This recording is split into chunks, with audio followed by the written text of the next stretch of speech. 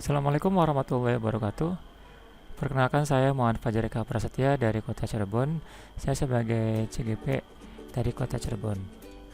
Baik, pada kesempatan kali ini saya ingin mencoba menyelesaikan tugas modul 1 CGP, yaitu mengenai eksplorasi konsep refleksi diri tentang pemikiran Ki Hajar Dewantara.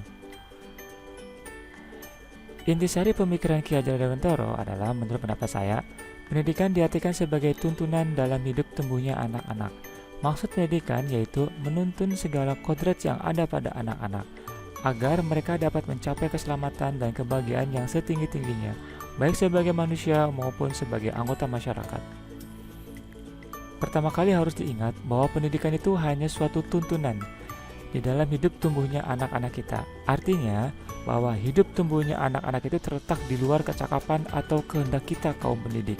Anak-anak itu sebagai makhluk manusia dan benda hidup, sehingga mereka hidup dan tumbuh menurut kodratnya sendiri.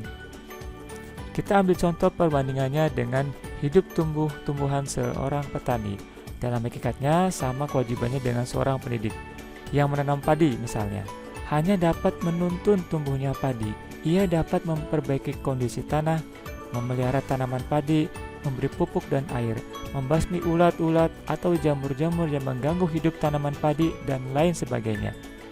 Meskipun pertumbuhan tanaman padi dapat diperbaiki, akan tetapi ia tidak dapat mengganti kodratnya padi. Misalnya, ia tidak akan dapat menjadikan padi yang ditanamnya itu tumbuh sebagai jagung. Kemudian, guru sebagai pembelajar. Sebagai seorang guru, kita dapat menerapkan filosofi Ki Hajar Dewantara sebagai berikut. Pertama, Ingarso Suntulodo, artinya sebagai seorang pemimpin harus mampu memberikan suri tauladan.